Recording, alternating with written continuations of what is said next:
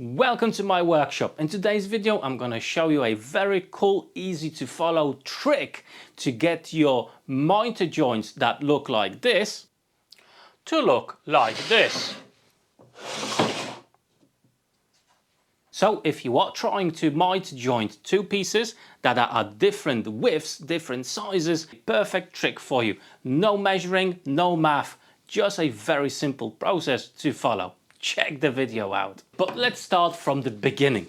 Now I've got two pieces here. One is about 5.5 centimeters wide. This one is 9 centimeters. Usually you would go 45 on both.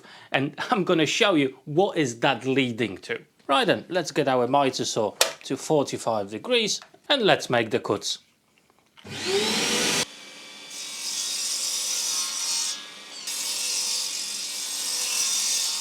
And by making a cut like this, that's what you end up with, okay? They're both 45 degrees, absolutely perfect. However, as you can see, we do have this absolutely horrible gap there. Now I'm going to show you a way to have a beautiful mitre here where there's no gaps and there's no measurements needed either. First of all, let's cut two fresh pieces. One will be 9 centimeters and the other one will be 6 centimeters wide. Before I'm going to continue, I'm going to mark up both of these boards so you see exactly what orientation of these boards will have at the end of the process. So this will be A, this will be B. We are facing this way, so I want to have an angle like that. So let's put that arrow a little bit further away. Okay, and we want to have an angle that goes this way. Okay, so we're going to be meeting this way. So that's going to be top.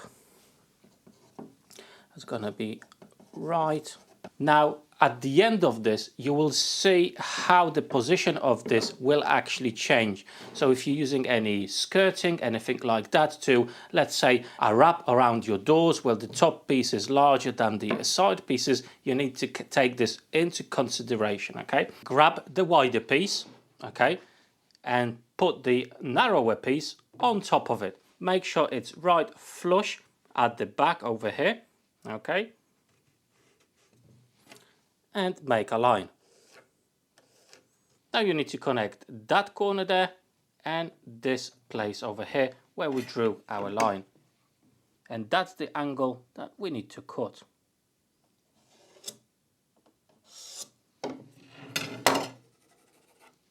Now the reason that we do this on the wider piece first is because the angle here will be lower. Okay, if you wanted to do this on the narrower piece, the angle would be a lot steeper and it would be a lot harder to cut it on your mitre saw.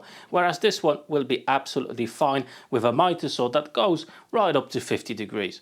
Now unlock your mitre saw and now shift your mitre saw to a position where it meets the line we just managed to draw.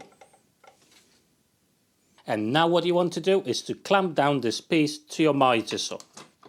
If you don't have a clamp or you're unable to actually clamp this down, use double-sided tape or painter's tape and a bit of CA. But make sure to stick that piece or clamp this piece down to the unmoving part of your mitre saw. Okay, as when we do this cut, we're going to shift the mitre to a different angle and this needs to be remaining in the same place.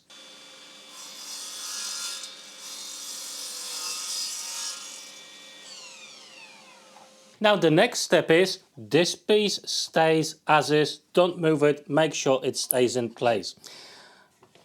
We need to move our mitre back to 90 degrees, just like so. And now I want to highlight something to you, okay? That's why I've made all these squiggles actually. So we've made that angle cut there, no issues, no problems at all.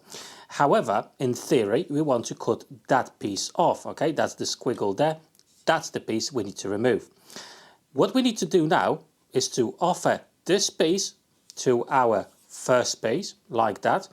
And with our mitre saw, we're gonna create an angle that will perfectly fit to the wider board. However, the way we're actually going to be attaching it is upside down, like that.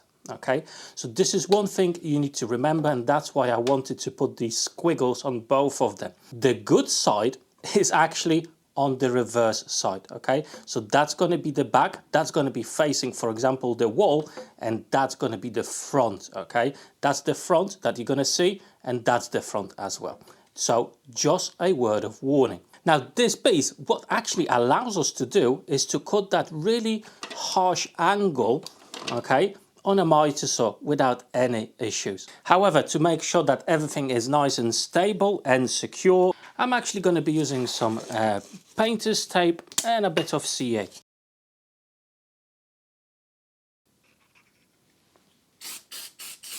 And I'm going to offer our board.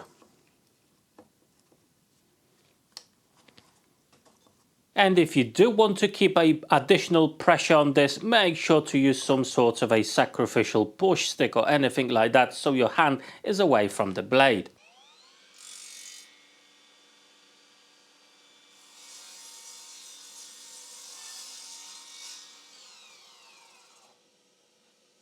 Now let me show you the results.